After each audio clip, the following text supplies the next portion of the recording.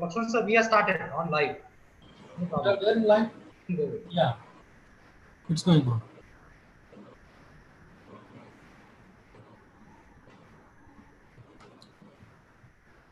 Yeah, it's all set. Yeah, and also I request all the participants to mute their mics and also switch off their videos if possible, if their bandwidth is slow. Sir, we have started on live.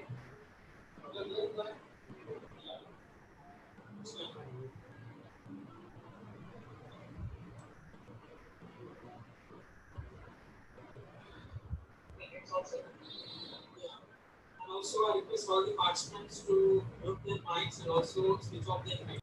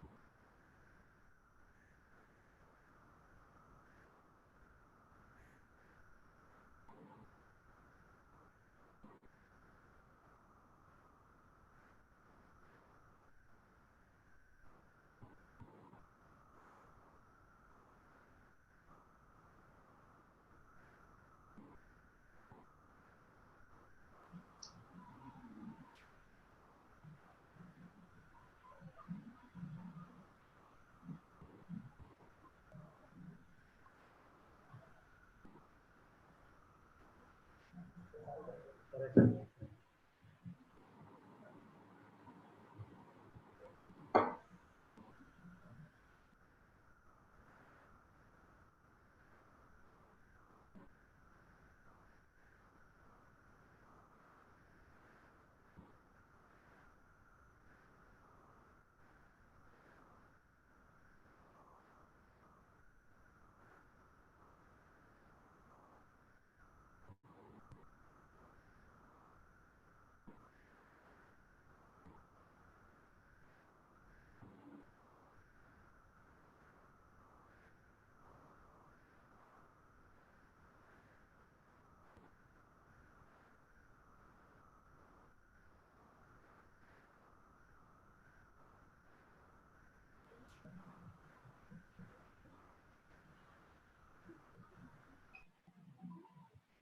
Dr. Lakshman, can you hear me?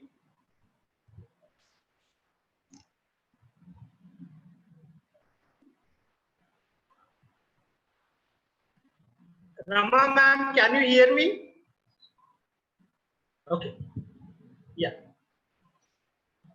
So we are very much on time. It's 5:59, 40 seconds. We'll wait for another 20 seconds and we'll start with our presentation. Yeah.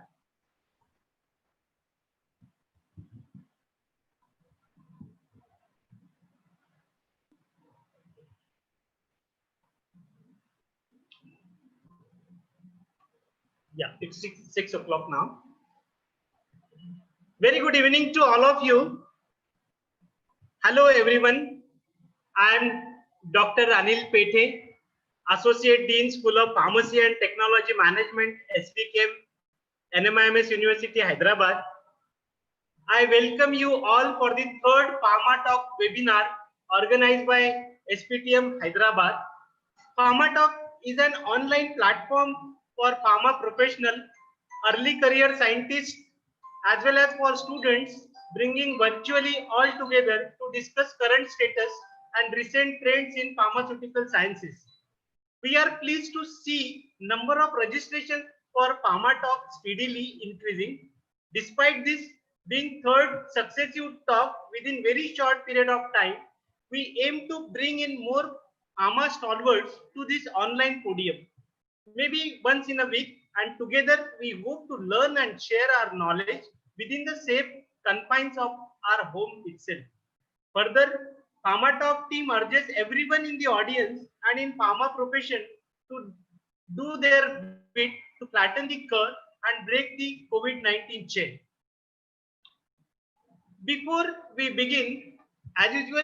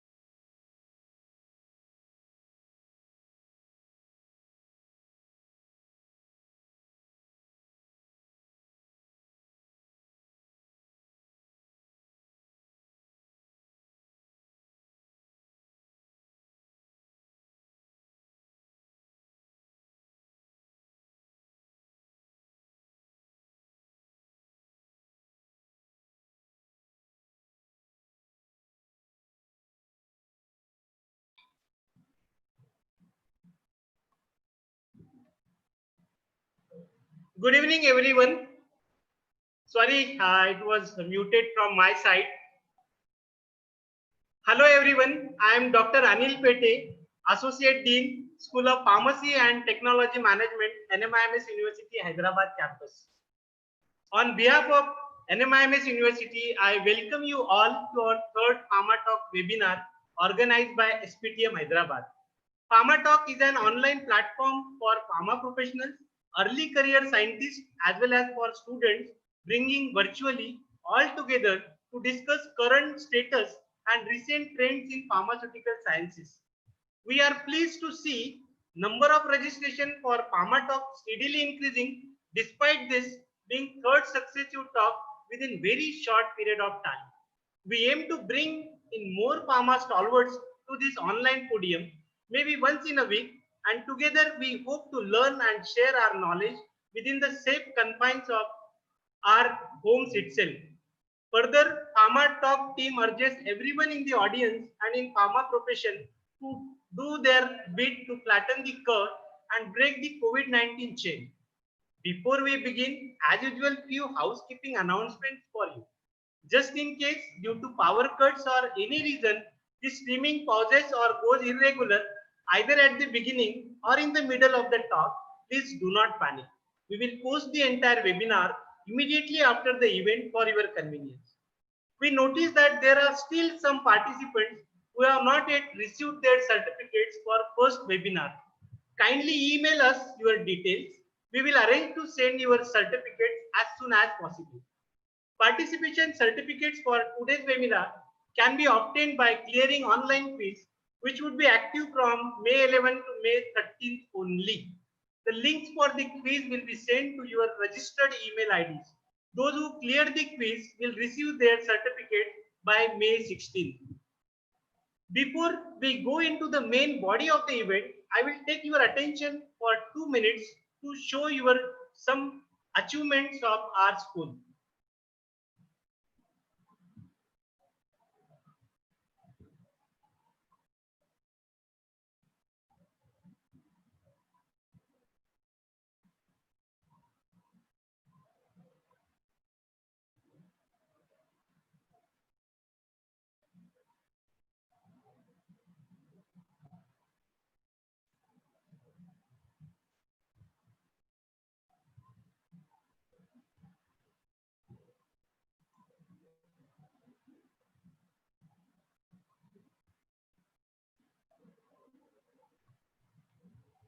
On behalf of School and Pharmacy and Technology Management, once again I welcome you all.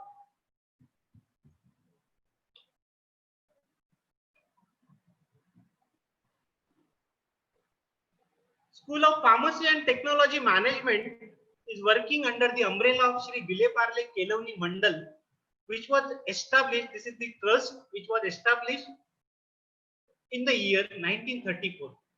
Narsi Monje Institute of Management Studies, which was under the umbrella of SVKM, was established in the year 1981. As you know that NMIMS is well-known brand in management education. NMIMS got the deemed university status due to its quality education and the standards in 2003 by Government of India. Today, more than 17,000 students studying with NMIMS at 8 different campuses and 17 schools. NMIMS is NAAC accredited A+ grade with 3.59 CGPA, and it is a Tier 1 university declared by MHRD, Government of India. The School of Pharmacy and Technology Management, one of the constituent school of NMIMS, was established in the year 2006, which is known as Shobhaben Pratapbhai Patel School of Pharmacy and Technology Management at Mumbai campus. In a subsequent year, we started our another pharmacy school at Shirpur, and in the year 2019, we started our third pharmacy school at Hyderabad. The various courses offered at our school is Diploma in Pharmacy, Bachelor in Pharmacy, Master in Pharmacy in various disciplines. Our main program is BPharm plus MBA, which is integrated program of 5 years duration. We are also offering integrated program of MPharm plus MBA, which is of 3 years duration, and PhD in Pharmaceutical Sciences. Our BPharm and MPharm program is accredited by National Board of Accreditation. The SPP SPTM Mumbai is ranked 19 and 13 in the country as per NIRF ranking 2018 and 2019 respectively. You can see our Dean, Dr. Bala Prabhakar, and our Registrar, Dr. Meena Chintamanini, receiving the certificate and award from HRD Minister, Mr. Prakashji Javadekar. As far as Hyderabad campus is concerned, we have two established campuses at Hyderabad, that is Tarnaka and Jadcherla campus. Tarnaka was established in the year 2010, and Jadcherla campus, which is 19 acres campus, which is located at Polepalli SEZ Jadcherla. Here we are having different schools, that is Management, School of Pharmacy, School of Commerce, and School of Law. This year we are going to start with School of Engineering and Technology as well as School of Science. So School of Management here at Hyderabad is the first B school which got international AMBA accreditation at Hyderabad. Here at School of Pharmacy and Technology Management, NMIMS Hyderabad, the management was kind enough to provide a world-class infrastructure to us. You can see our pictures where a student in world-class infrastructure and excellent environment for the academics. Apart from that, though we are the youngest school, but then as per the NMIMS culture and policy, we are very much connected with the industry. These photographs itself can prove about the same. Like we are conducting every week we are organizing the events where we are inviting the industry expert, that is the CEO, head, and our alumni. You can see the life at NMIMS Hyderabad campus is full of joy.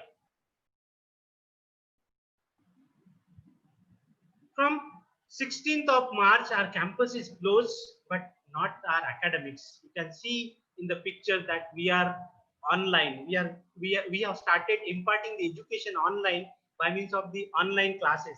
It's not only the online classes, we started conducting guest lecture by means of online classes, as well as alumni connect activity. Just now we have conducted one more alumni session today only.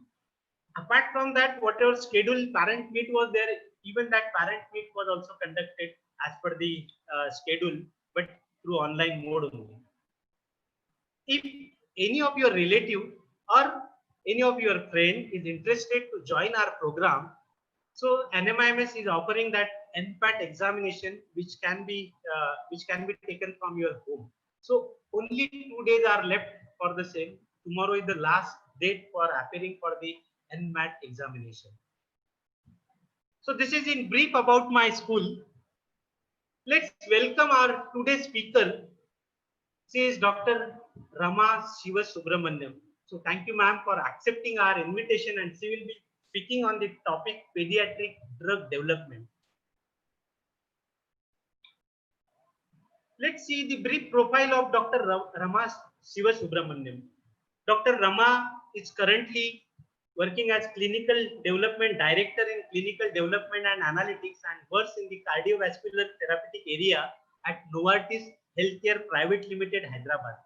She has over 13 years of experience in the pharmaceutical industry and drug development strategy across therapeutic areas. She started her career as a lecturer and worked for 4 years in academic at various colleges affiliated to Pune University. She moved to industry post her PhD in 2006 and worked at Nectar Therapeutics in the bioanalytical and pharmacokinetic division. She subsequently joined Novartis in 2008 as a research scientist. She was a team lead for drug metabolism and pharmacokinetic division in India for 6 years. She moved to clinical development in 2015 to lead team of clinical scientific experts in clinical development. She is currently a clinical lead responsible for cardiometabolic projects in clinical development. Her areas of contribution include phase 2 and phase 3 clinical trial, submission to various health authorities, as well as life cycle management of mature brand. She continues to pursue her areas of specialization such as PKPD modeling and clinical drug-drug interaction studies and pediatric drug development. She is a member of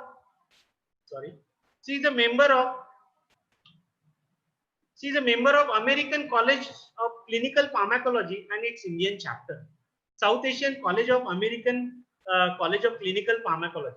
She is also an organizing committee member of the Society for Study of Xenobiotics, India. She has been an invited speaker to several conferences in India and presented recently at the European Society for Developmental Perinatal and Pediatric Pharmacology in Basel, Switzerland. Rama received her BPharm and MPharm degrees from Department of Pharmaceutical Sciences, Nagpur University, India, and holds PhD in Pharmacokinetics and Drug Metabolism from the University of Pittsburgh, USA.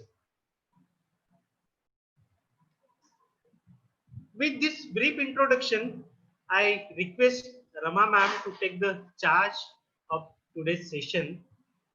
One important announcement for the participant: whatever your queries are there, you can put all those queries in chat box. Right now, the 100 participants are already joined with Zoom, and more than 2,000 participants are attending this webinar live on the YouTube.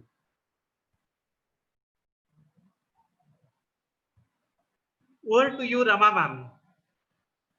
We are eager to hear you, ma'am. More than 2,000 people and eventually many others will join this session. Yes, Rama ma'am. Can you hear me?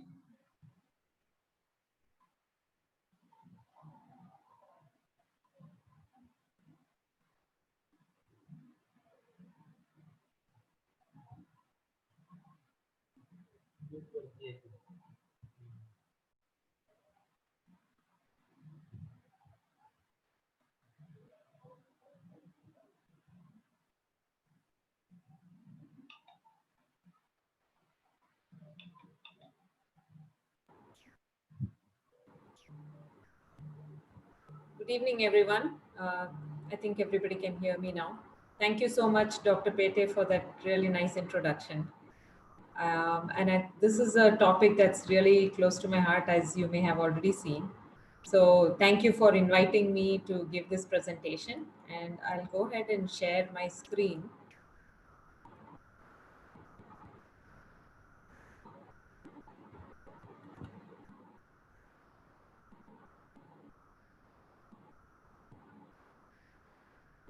And before I start, I would like all the participants to mute themselves and only open their mics when they have a question or they have to speak, so that the presentation can go on without any interruptions.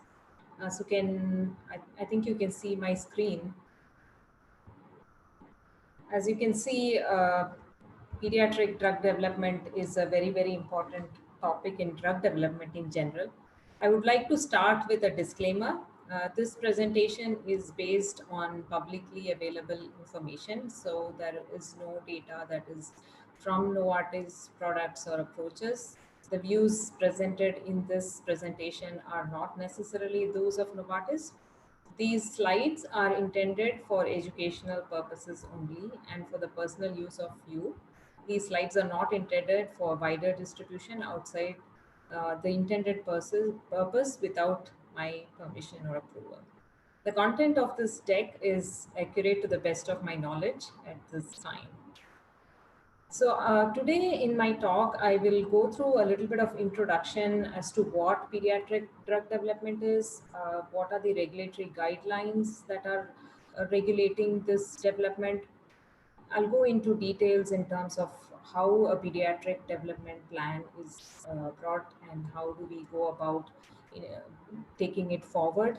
What are the stages in this process? And finally, perhaps the most interesting part to this audience is the formulation development, and summarize my talk. So, why do drugs need to be evaluated for pediatric population? Uh, you may know that it's widely used in children because obviously they need these drugs. But the unfortunate, or sometimes the fact is, there is limited testing in children. And you can well understand that the pathophysiology can be quite different in children as compared to adults. And that is driven by the growth physiology of children, leading to differences in drug disposition. So, therefore, age appropriate pharmacotherapy, that is the dosing regimen, formulation, all of these are really needed for this population. But what was earlier thought was that children should be protected from research. And we want to reverse that and say that children should be protected through research rather than from research. So why is it important? As I outlined earlier, there is a high unmet need. Pediatric development often lags behind the adult product development or drug development. It's complex and very challenging, and I will go through some of those in my presentation today. But it's a shared responsibility. We as a society, we as drug developers and scientists and regulators, academics and industry, we all have this shared responsibility to bring these medicines to our children, right? So what are the research policies? So this is kind of an evolving field because, as you can imagine, drug development itself is all the time evolving. Especially in the US and in the European Union, there is a formal legislation that mandates pediatric research. So earlier it used to be kind of voluntary, but it's no longer voluntary. It's actually now mandated. You have to have a pediatric plan. In the US, there are two acts, that is the Pediatric Research Equity Act and the Best Pharmaceuticals for Children Act, that have been passed, and therefore pediatric research or pediatric clinical development is regulated by these acts. In the European Union, again, there is a pediatric regulation. In some of the other countries, like Japan, Switzerland, and Canada, they do encourage voluntary pediatric data submission, and they do have some incentives. In some other countries like Australia, New Zealand, Taiwan, and very recently China encourages voluntary pediatric data submission, but there is no incentive. So you know that in US and EU there is an incentive also. You get extension of your patent life when you have your pediatric submission. And there are some countries, including India, where it's still the policy is evolving, and there is no specific pediatric policy. There are no incentives, but I think in India also there is some voluntary pediatric submission that is encouraged now. Outside of all these, the health agencies, there are also non-government policy setting entities. As you can imagine, the Asia Pacific Economic Cooperation, then there is the WHO, I don't need to explain that anymore, IFPMA, that's the International Federation of Pharmaceutical Manufacturers and Association. That is also a body that governs some of these drug development policies. So now we'll jump into the topic, which is pediatric development. So for a pediatric development plan, you have to have a plan from the beginning. And this slide shows you the whole drug development process. And many of you who came to yesterday's seminar also heard about the drug development process. Dr. Suraj Bansali talked about the phases, so I won't go too much into those details. However, you can see in the slide that this pediatric plan is evolving right from the early development phase, where you're still looking at animal models, you're looking at pharmacokinetics. In the initial stages, you're also looking at initial human safety, and you have to have some of these considerations integrated into those plans right at the beginning, because you have to have enough data coming out of that in order to have your pediatric plan that will move forward. And then, of course, dose efficacy as it goes through these adult phases. The pediatric plan also keeps getting updated during this whole development process. So this slide shows the timing of interactions. As I mentioned earlier, some of these regulations are mandatory. On the top, you see the FDA, and at the bottom, you see the EMEA. So the timing of some of these discussions are around the end of phase 2, as you can see here. It's end of, sorry.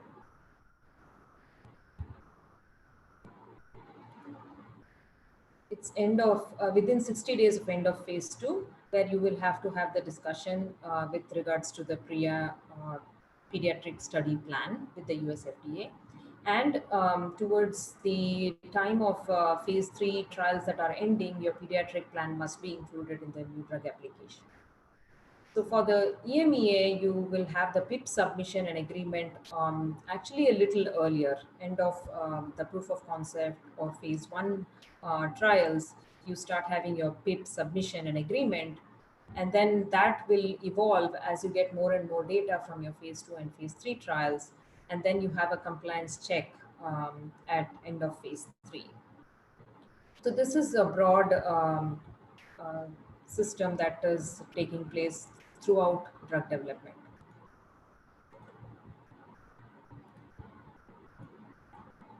So as I mentioned earlier, the pediatric plan would go through the preclinical, the PK stages or the translational stages, and then the final clinical late phase development. And in the process, during those translational and clinical process, you would also be developing your formulation for this pediatric plan. So this slide shows the pediatric non-clinical research guideline, and you will notice at the bottom here that it was just released 14th of April 2020. So this is very new, and so this guideline shows, or it's the guideline to be used for safety testing in support of pediatric development. And just to give you an outline of what this non-clinical safety testing guideline gives is the considerations for additional non-clinical safety investigations. And they have come up with a very nice consideration of weight of evidence approach. And that goes through several factors. It takes into consideration the age of the patients. It takes into consideration the pharmacological properties, of the patient in terms of the developing organ systems and the drug disposition and the pharmacokinetic data in terms of the amount and type of existing data, the non-clinical safety data that needs to be taken into consideration and all of that. So just that you will be able, so we do have this guidance right now. Now, also that guidelines gives details about the design of non-clinical juvenile animal studies, which is also very interesting because earlier we didn't have so much clarity. But you can see here that they outline the dose range finding studies, the design of that, the kind of animal system or the test system you should be using, whether it should be rodent, non-rodents, the age of the animals, dosing period, etc. And they also talk about post-treatment period assessments, route of administration, dose selection, and the endpoints. And they talk about core endpoints, and they have very nice examples in the appendices for each of these therapeutic areas, for example, for cardiovascular or for central nervous system kind of diseases. So it's really very extensively outlined. And as you can see on the right hand side, the weight of evidence approach. So you can see how these factors are categorized in terms of neonates, infants, the school-going children, which is 2 to 11 years, and then you have the adolescents. So I think this is really important because in contrast to adults, you do have to have children categorized age-wise. And then there is also, you can see the effect of the developing organ system, the amount of type of existing data, whether there would be any data available or not. And then there's several other factors that have been listed here. I won't go too much into the details here because that is not within the scope of my presentation, because I'm going to be talking about the pediatric clinical plan more in this presentation. So in summary, the preclinical research can be done with the dose range finding study with juvenile animals to assess the tolerability in relation to exposure and age.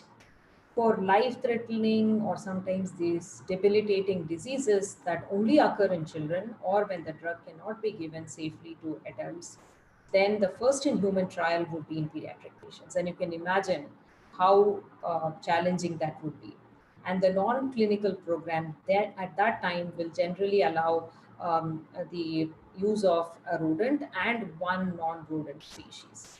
And the juvenile toxicity studies can help in providing the safety information that will be necessary for the pediatric clinical trials that will be done subsequently. The juvenile toxicity studies are usually done in one species. And these studies should be done only if the previous animal and human safety data in adults is judged to be insufficient. So this goes back to the principle of the 3 Ps that we talk about, that we or 3 Rs that we talk about: reuse and as much as possible prevent using more animals. So coming to my most favorite part of this presentation. Often pediatric population is called the special population.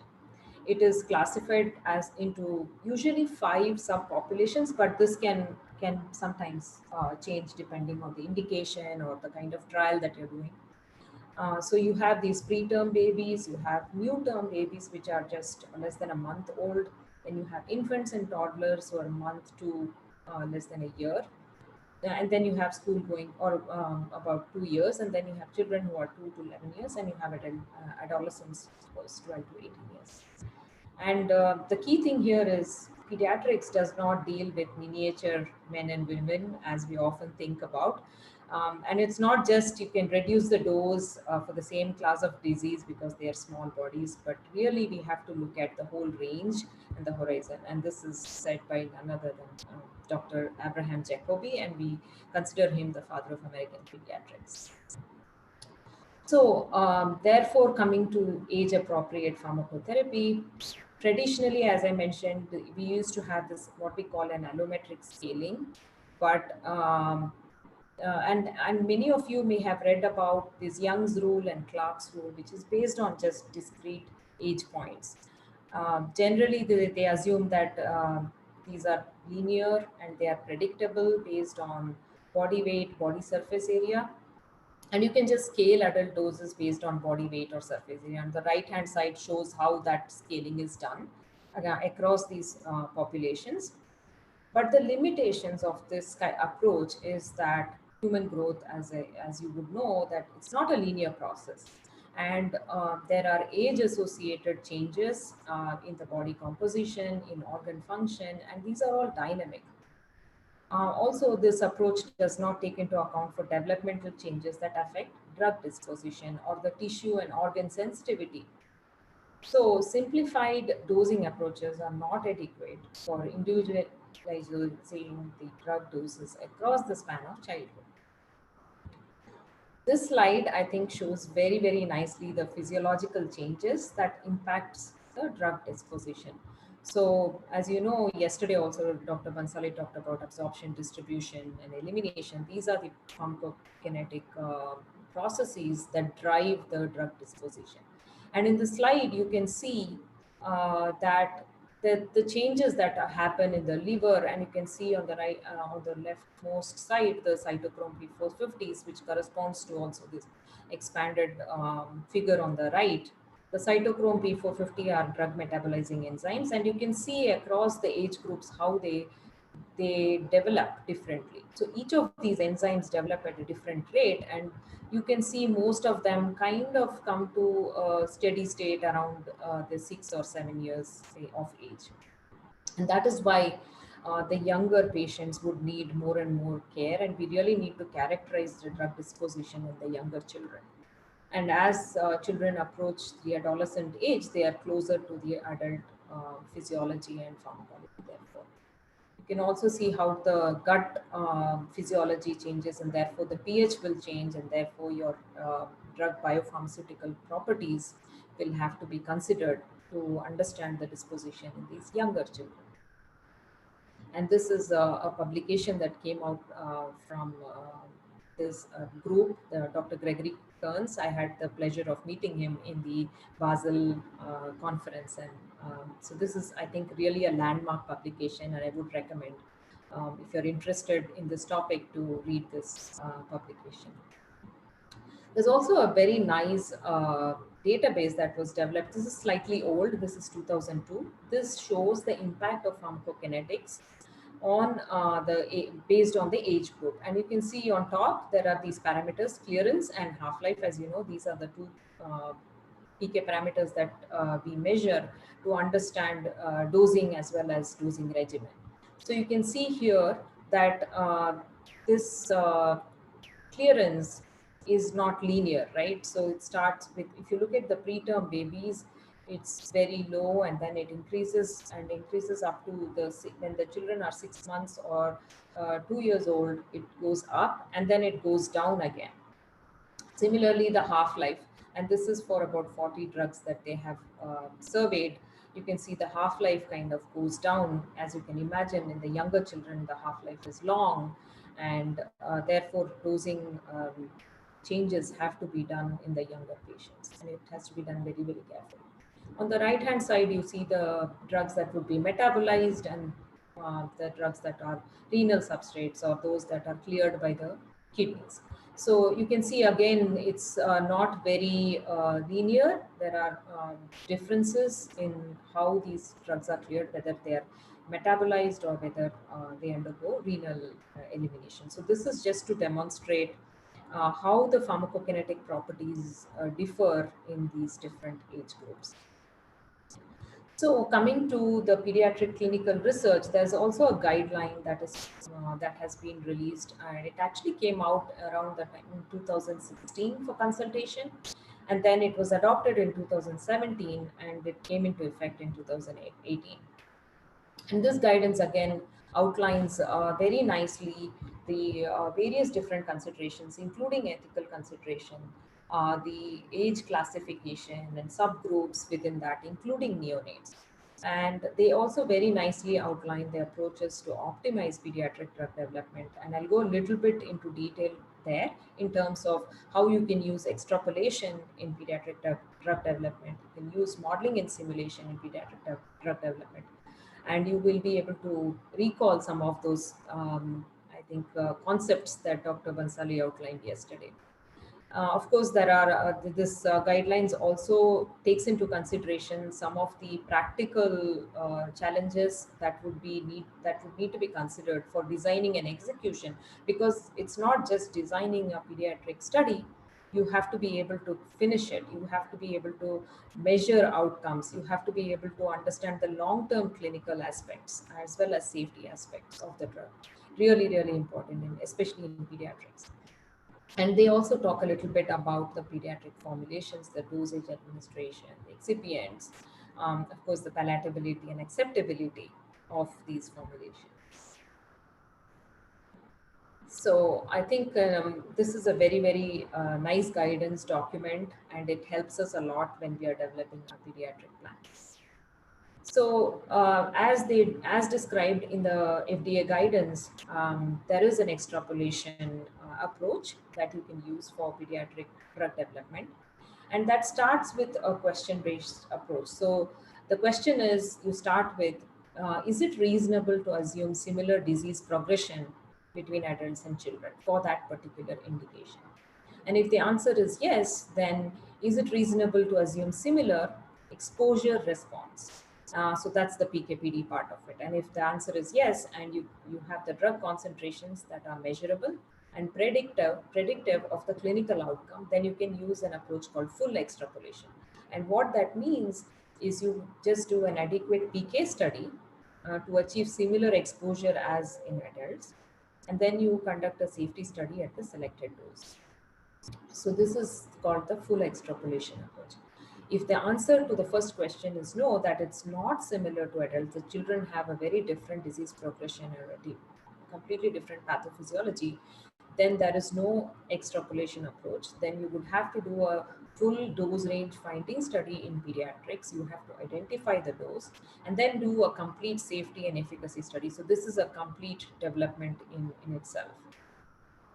There is a middle ground. If there is a similarity in the disease progression and there is similarity in the exposure response, however, if the dose concentrations or the pharmacokinetics cannot predict the clinical outcome, then you have to have a pharmacodynamic measurable approach.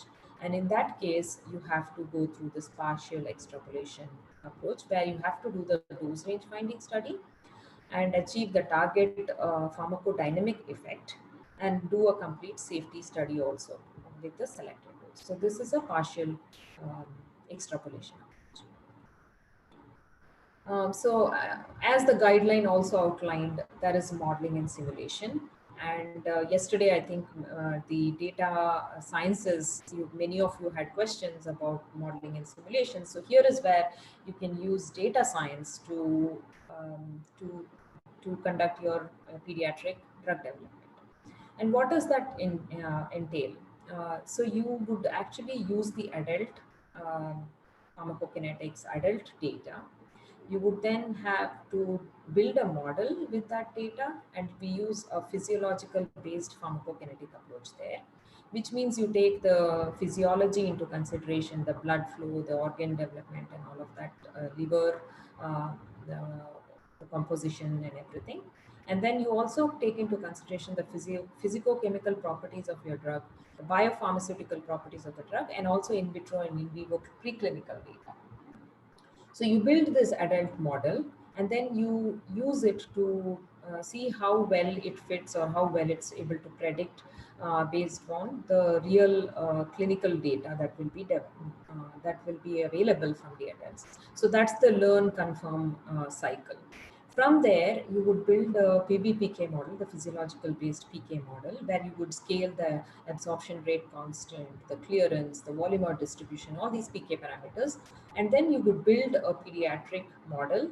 You would then be able to get some pediatric data and then see if it informs and predicts future trials. So this is how you learn, confirm, and apply this modeling and simulation approach.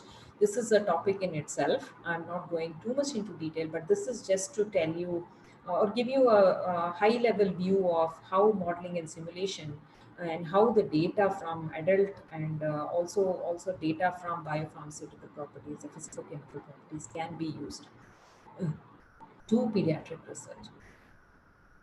Some of these commercially available PBPK models are listed here. You can go through this later.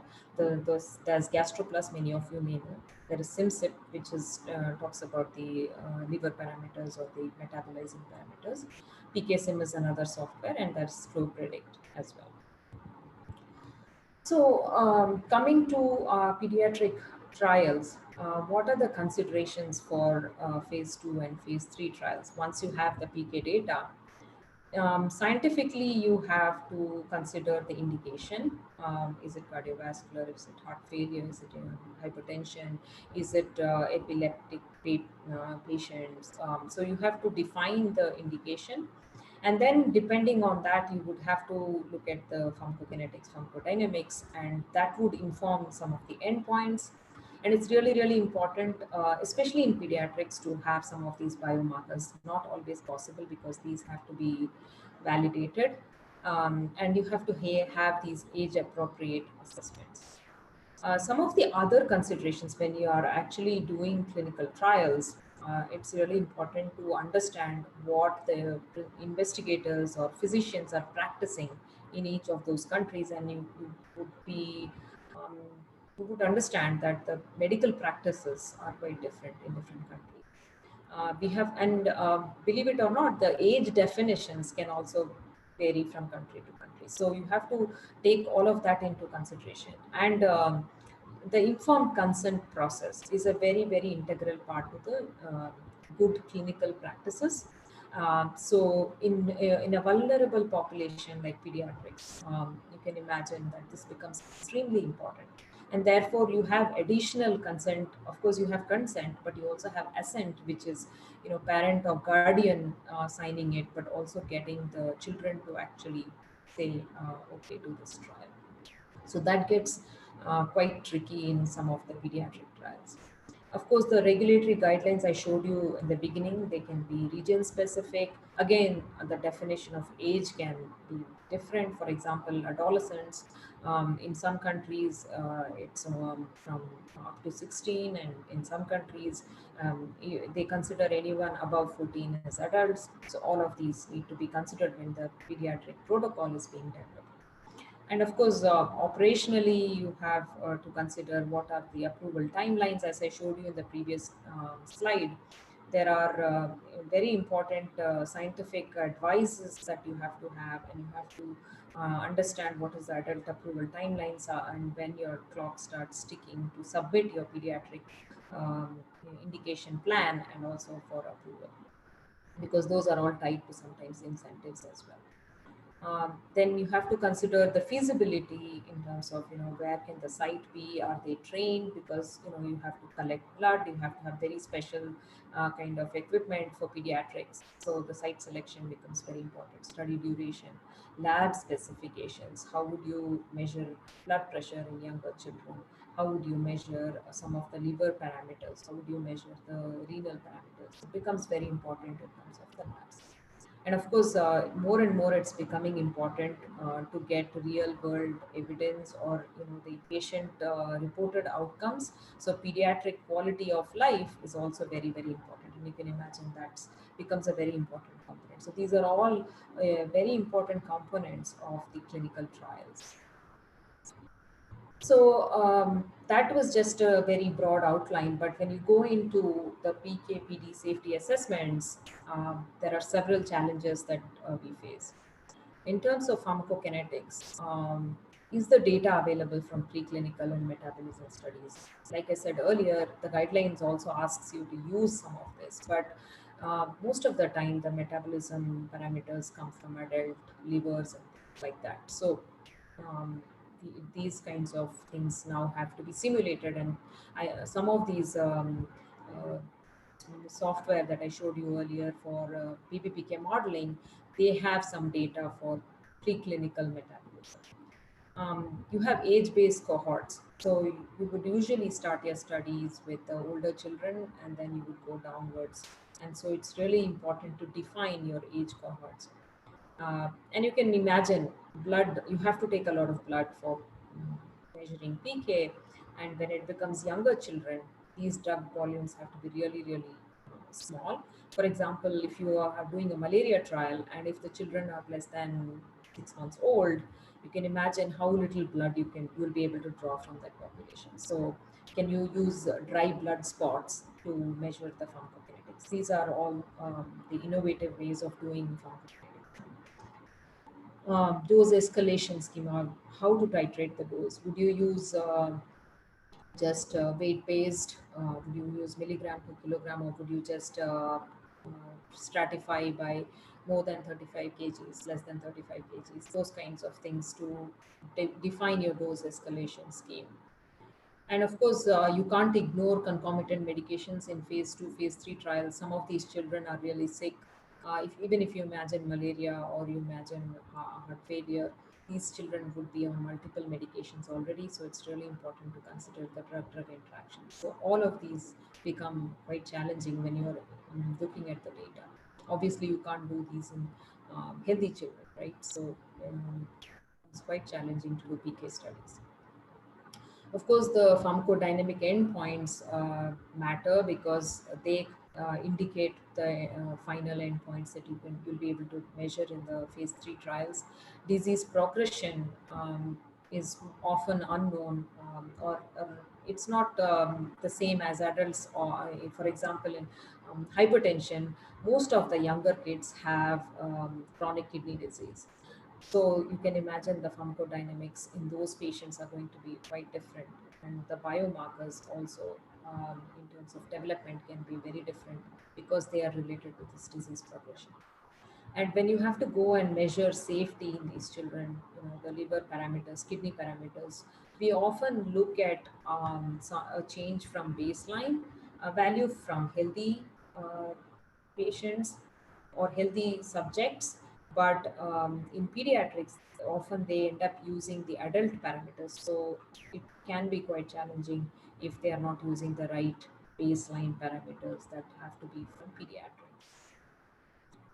So that's about all the challenges PKPD safety. And coming to the clinical challenges when you're doing your clinical trials, one of the first questions we ask is sample size because that drives the success of your trial. So there's often you try to do risk assessment or futility assessment, and this becomes extremely challenging because unlike adult studies, you have these children going from young children, as I showed you in that slide, 5 subpopulations, sometimes more, and then the population size becomes really, really small, and then you will not be able to measure the sample size.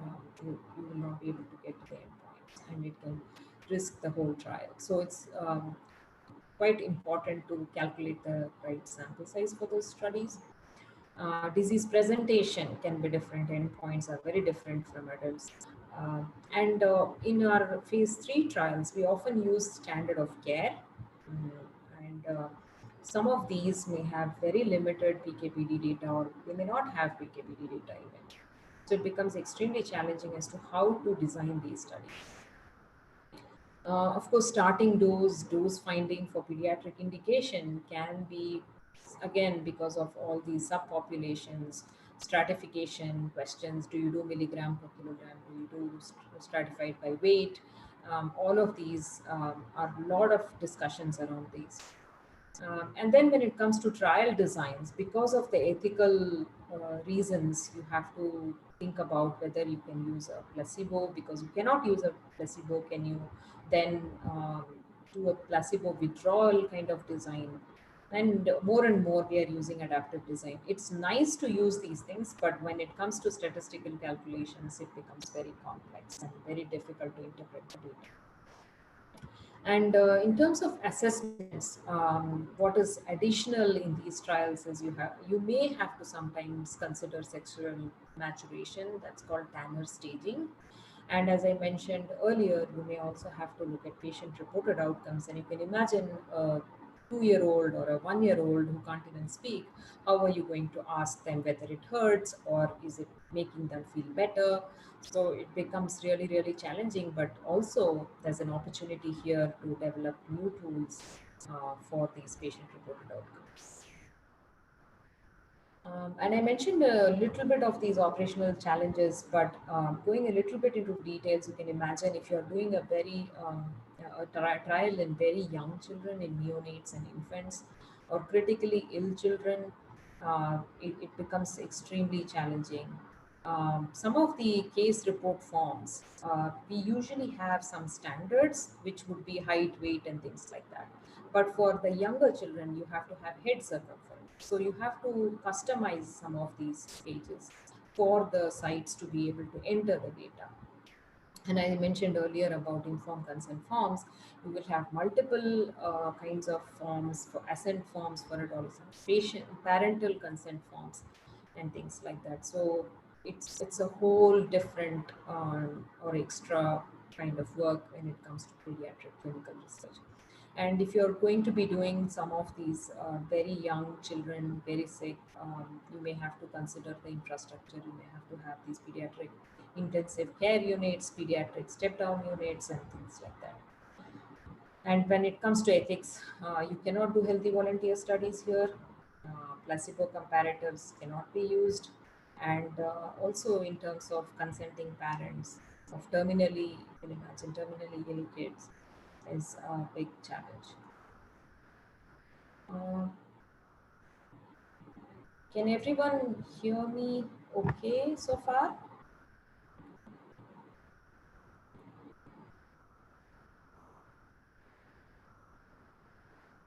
Yes, ma'am. Okay, so then I'll continue because I couldn't see anything. So the next part is, I think, probably the one you were all waiting for. It's this pediatric formulations, right? So often, as compared to the adult development, pediatric formulation development becomes very, very interesting and very, very challenging at the same time, because you have to have age-appropriate pediatric dosage form. You have to consider the pros and cons for each of those dosage forms.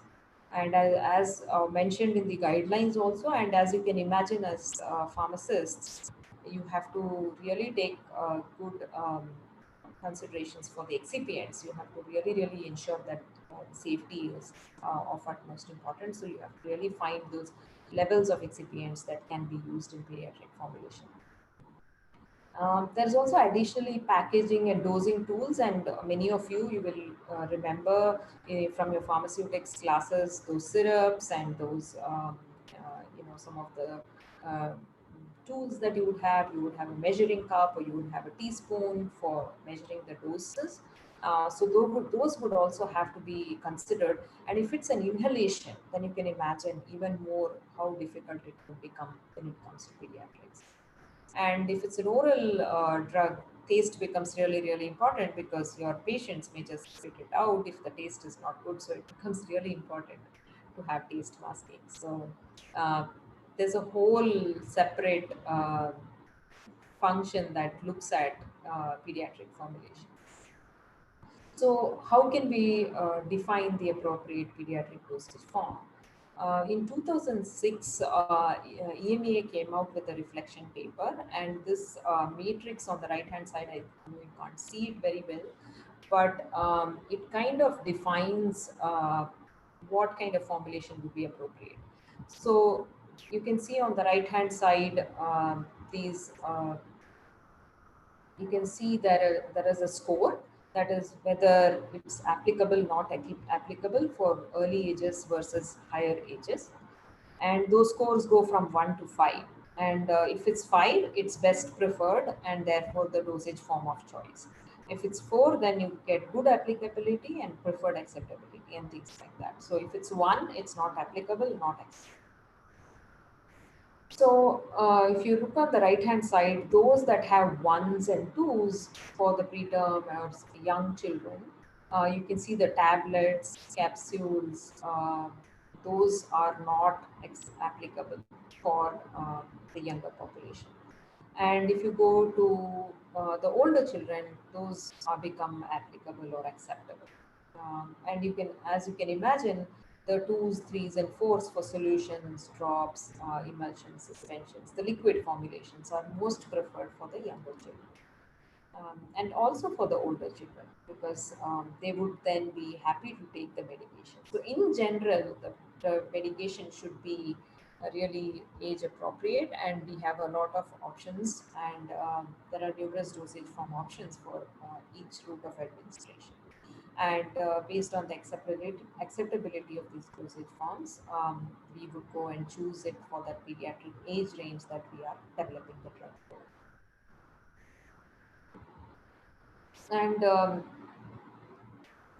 And you can imagine when you're developing a formulation, especially for pediatrics, taste becomes really, really important. So there was a survey that was done a few years back with the physicians, with the pediatricians, and this is what they said: unpleasant taste and palatability. These are the two biggest barriers for accepting or children accepting the treatments. So that's why it becomes so important, and taste masking options become really big considerations. You have to look at the flavors.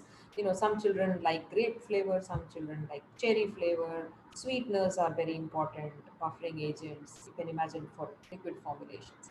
So there are a lot of choices, but also as you would understand, the excipient levels must be kept low, and some of these additional taste masking options, the quantities will be again uh, kind of limited depending on the safety to be considered.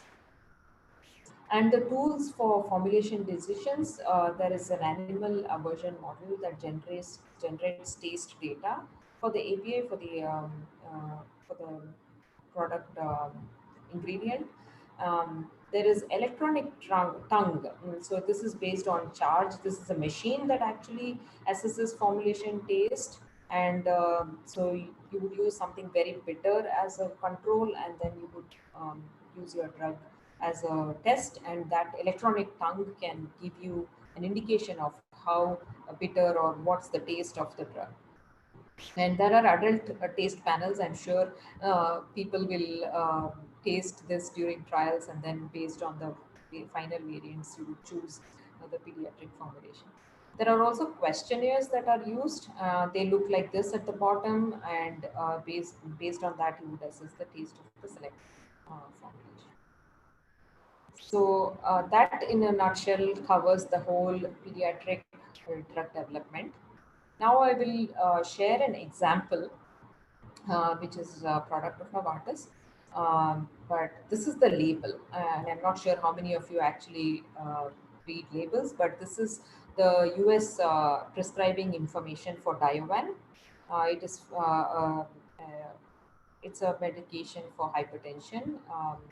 It's angiotensin receptor blocker, so this is the prescribing information for that product.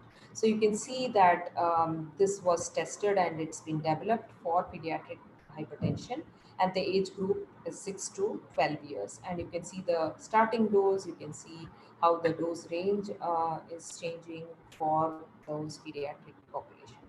And in the label, you also have a very specific section for use in specific population. So you can see pediatric efficacy and safety data support the use of 6 to 16-year-old patients, and that is covered in section 8.4.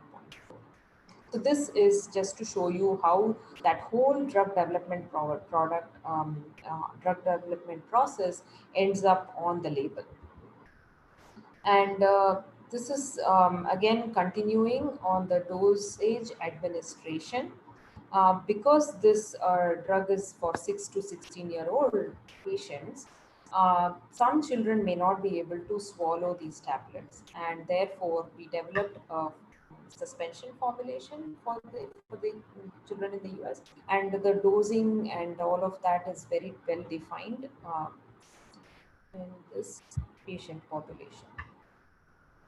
And the preparation of the suspension is also provided in this label. And I won't go too much into the detail, but you can see how well it is defined as to what would be the concentration. It's a 160 ml of 4 ml per 4 milligram per ml suspension formulation. So that this goes quite into detail in terms of how it has to be prepared, how it has to be stored, and all of that. The next part is actually the clinical studies. To going back to the whole pediatric development, we conducted a study in pediatric hypertension, and you can see that we have listed the results of these pediatric studies. 2 randomized double-blind clinical studies were conducted. How the dosing titration was done for 6 to 16-year-old patients. So we had stratified them in this study design. We had stratified them into above 35 kgs, less than 35 kgs, and we had a low, medium, and high dose. Which for the children who had lower weight, it was 10, 40, and 80 milligrams. And for the children who had heavier, that's more than 35 kilograms, it was 20, 80, and 160 milligrams per day. And the duration of the study is discussed here, and the endpoint, which was systolic and diastolic blood pressure, whether it decreased in a dose-dependent manner, that is also presented in the label. And we saw significantly the endpoint, that change in endpoint, which is the systolic blood pressure, decreased by 8, 10, or 12 millimeters of mercury in these low, medium, and high dose. So you can see how that whole pediatric program ended up in finally the drug product. So this is the label showing how the clinical study was conducted and how the results were obtained. So this is my last slide. Just to summarize, there are pediatric regulations and policies that govern pediatric drug development. It's no longer voluntary, it is mandated. And the success of the pediatric drug development requires, of course, an innovative approach, flexible mindset. You have to be able to use various different tools and interesting new ways of doing these studies. It requires at every stage to involve age-appropriate decisions, whether it is preclinical, whether it's translational or clinical. And it's really, really important because you're working with the most vulnerable population. And interestingly, model-based drug development is now an integral part of this, and formulation development needs to be really, really taken into consideration at a very early stage, because some of these formulation development can take a lot of time to develop, and so it's really important to consider that. So with that, I end my presentation, and Walt Disney is one of our favorites, right? And his quote really resonates with me. My business is making people, especially children, happy. And I hope that all of you were able to take away the importance and also the challenges of drug development in pediatrics. And I will stop here and thank everyone for your listening and take any questions. Thank you so much.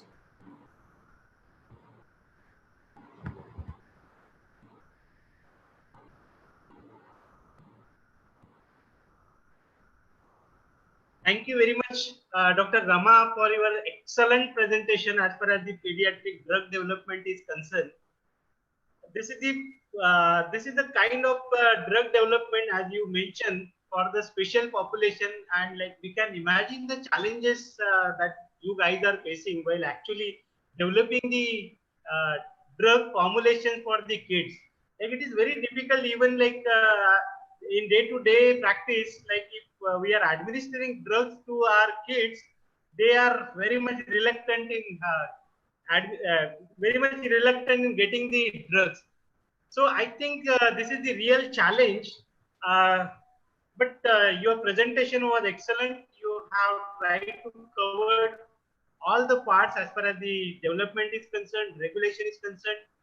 Now there are few questions I have received from the audience, and we'll take a few of the questions. My chat box is full with questions, flooded with the questions. But then, considering the time, we may take few questions right now, and remaining questions might be I will email to you. So maybe we'll start with few questions. One question is from Miss Akhila Erubandi, and she asked that in which area pediatric trials are going on in India? Can we update the same? And who is monitoring the clinical trials in India? Is it European Union or the US? So of course it is India only. Yeah, we actually have ICMR. In India, it's slightly different. The clinical research policies that govern clinical trials in India are governed by ICMR, Indian Medical Research Organization. And so they have a pediatric guidance document for clinical studies. So it is that guidelines that we use or we have to adhere to for India. And if you're asking whether there are trials that are being conducted in India, yes, we do have sites in India because as a Novartis, we run trials globally. And so some of these sites we do consider sites in India. So there are participating sites depending on whether the sites have well-trained pediatricians who understand clinical research and they have the capabilities.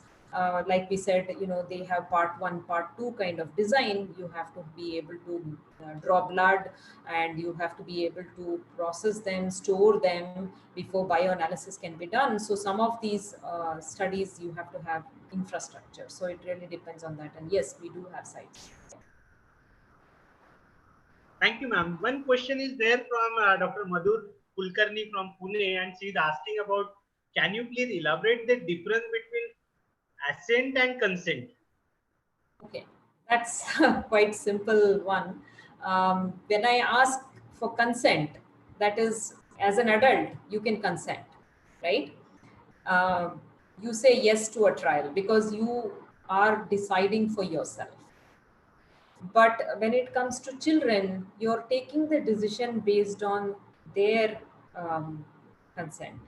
So they are not yet fully, you would say, be able to take the decision, but you still have to have them to say yes to the trial. So you would explain to the child in a very simple language and get them to agree to the trial. And that is where the assent forms come. So if you look at an assent form, it will have some very simple questions like, you will be able to leave this trial anytime. This is a study that is being done for a medicine, for your pain or for your disease, and you have to explain it to a 5-year-old. So you can imagine.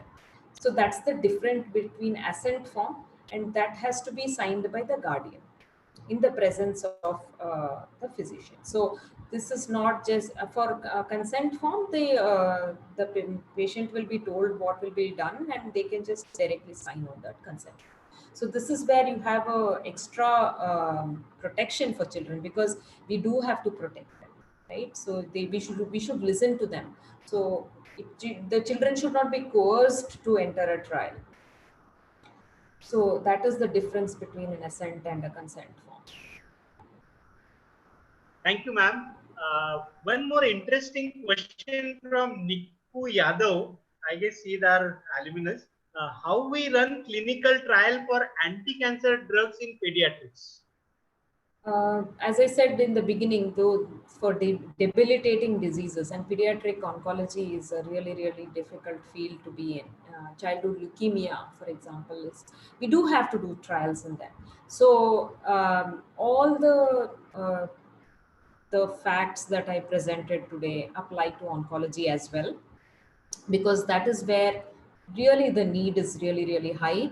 And it is also the field where the adult disease progression does not at all match the pediatric population. So you would have to do the full, so there is no extrapolation often for pediatric trials in oncology. You would do the full development for those drugs, for oncology drugs. So all of those concepts that I presented today are applicable to oncology as well. More so, especially when it comes to toxicology and things like that, you would have to have enough toxicology data, um, and only then you will be able to proceed. Yeah, it's a very, very sensitive topic. Yes. Thank you, ma'am, for this answer. This next one is not the question, but then it is the compliment for you. And I have received so many compliments. I like this compliment, so I thought I will present this compliment to you. Excellent presentation, as beautiful as the presenter and her professional specialization. God bless her and the organizer with best health and happiness. Thank I you. think he is Dr. Rajashekar Reddy. Yeah, Rajashekar Reddy Garu from Hyderabad only, principal at Hyderabad. Thank you, Rajashekar sir. Thank you so much. This is one question I think is asked by the student. Career option for drug development in pediatric That's, drug development. as I mentioned, pharmacists actually come very well equipped for this field, right? Because we understand pharmacology, we understand the pharmaceutics, we understand chemistry. So I think what your pharmacy degree prepares you is really prepares you very well for drug development. The perhaps what we may have a little bit of gap in terms of the clinical trial scenario, because our curriculum often focuses on manufacturing and formulation development more on the industrial pharmacy side, and perhaps less on the clinical pharmacy or practice side. But I think that is also changing quite rapidly. There are several courses available in Coursera and otherwise also on clinical drug development. And I think pharmacists are very well equipped to take on this job. And, many of my colleagues are all pharmacists. They all came from BPharm, MPharm, specializing in pharmaceutics, maybe in pharmacology, chemistry. We have all specializations because quality control again becomes very important for drug development. So across we have a lot of roles that pharmacists can definitely be a part of drug development. So just have to Thank you, keep ma'am. watching out, yeah, and listening to, going to these webinars and connecting with people in the industry. I think that's the best way. We'll take one or two more questions. One question is from Dr. Jaideep Singh, and he's asking about the challenges faced in India as far as the pediatric clinical trials are concerned. Few years ago, actually, as a part of ACCP, SAC ACCP, the South Asian chapter for clinical pharmacology, we have a conference every year in Mumbai. This year it was postponed, but we had one dedicated one for pediatrics that year, and we had a lot of pediatricians come to that conference. The reason is, as you saw, we develop drugs for adults. We ignore these younger children, and it's only because now we have these mandatory rules and regulations that we are starting to look at pediatrics. So there is a lag period. And that is across the globe, but with all these newer tools and newer regulations, we are catching up. And that years of for example, Diovan, it took 10 years. If you saw the label, that was 1996. And then we completed our pediatric program in 2007 for the 6 to 16-year-old age group. So 10 years gap between getting the adult and the pediatric product. And that is across the globe. And I think in India also, there is a lot of policies that are being drafted. And in that conference, there was a policy paper that was published, and I can share that later, perhaps the link with the people who are asking. So there was a push for pediatricians, actually from the pediatricians. They want to get involved more in clinical research. They want to be able to prescribe these drugs for children. They want to know what would be the dose so that they can protect both, they can get the efficacy as well as safety for children. So yeah, that is evolving and it is catching up in both in India and across the globe.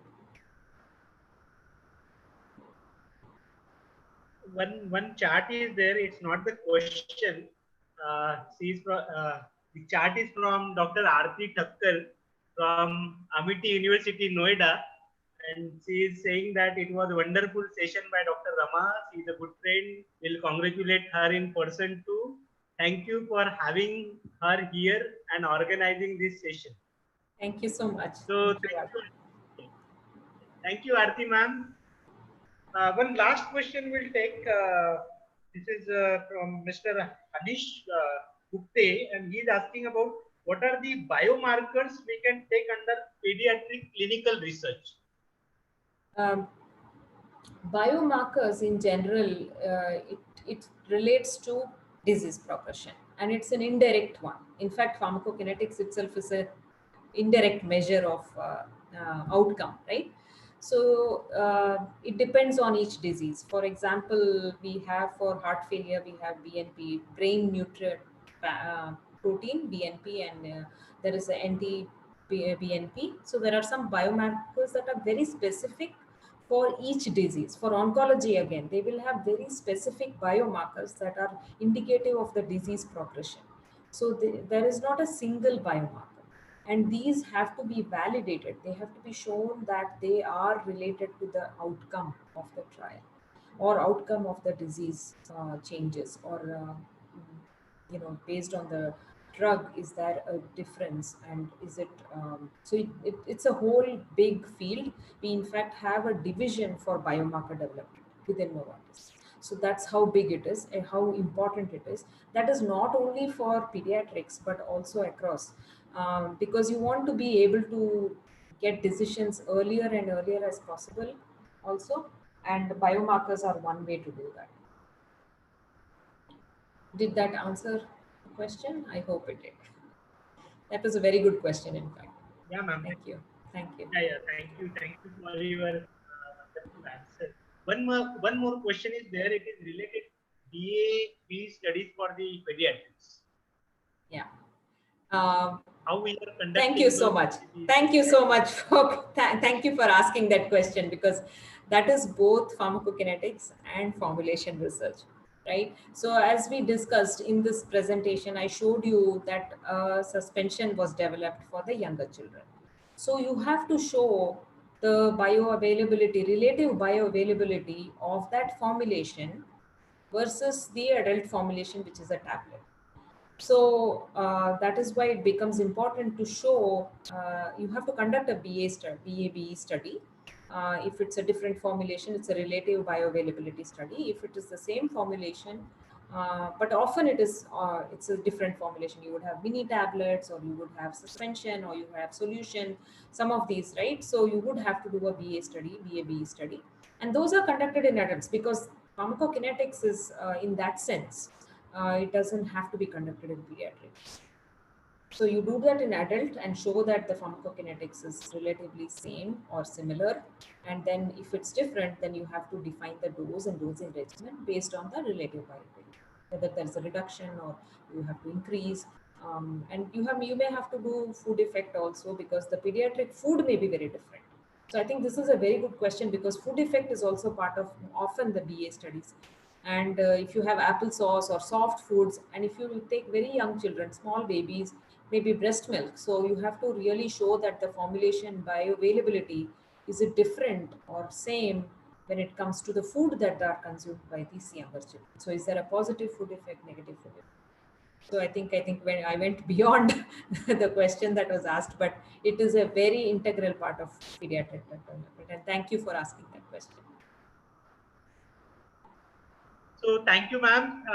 There are again so many questions, but then I will email all those questions to you. It is not possible because 100 participants here and 2,000 participants are there live on the YouTube. Almost 200 they are chatting there. They are active participants. So this is a wonderful session by you. So on behalf of School of Pharmacy and Technology Management, SVKM NMIMS University, I must say thank to you for accepting our invitation and giving a wonderful presentation. Thank you so much. The pleasure was all mine because this is, as I said, it's one of my favorite topics. It's a passion more than a profession. Yeah. So thanks for this It- opportunity. Yeah, thank you so much. Yeah. Before to close this session, I just want to make few important announcement. This is regarding the certificate. The participants has to answer the questions given in the quiz format. It will be mailed to all the participants, and the quiz will be available from 11th May, and it will be available till 13th of May, and they will be getting their certificate on 16th. So don't be panic. You will be getting your certificate provided that you have attended the session and you have scored 60% marks in the quiz. Then only you are eligible to get the certificate. Now the most important part that I just want to say thank you to my organization. So first of all, I would like to thank our Chancellor Sri Amrish Bhai Patel for providing excellent infrastructure facilities at all the campuses. I must say thanks to our Vice Chancellor Dr. Bhatt, Pro Vice Chancellor Dr. Maheshkar and Dr. Ray, our Registrar who is also pharmacologist, Dr. Meena Chintamaneni, our Director Pharma Institution, Dr. R.S. Goud, who is attending this presentation via YouTube. Thank you, sir. Then Dr. Bala Prabhakar, who is the Dean at School of Pharmacy and Technology Management, Mumbai campus. Dr. Ravi Kiran, ma'am is also attending the session via YouTube. Thank you, ma'am. Thank you, sir, for your support as always. Dr. Ravi Kiran, the officiating director at Hyderabad campus. Not but least, my team who is supporting me from the back end, Dr. Santosh Ele, Dr. Lakshman Kulli, Dr. Rahul Maheshwari, and Dr. Kapil Kumar. So at the end, once again, thank you to all the wonderful audience, more than 2,000 audience for being with us. Thank you very much. Your support was the most integral part of this presentation. We'll come up with next presentation very soon. We'll announce that. So thank you very much. Stay safe. Be there at your home. Take care of yourself as well as your family members. Thank you very much. Good night. Shubharatri. Bye-bye. Thank you. So I'm closing session.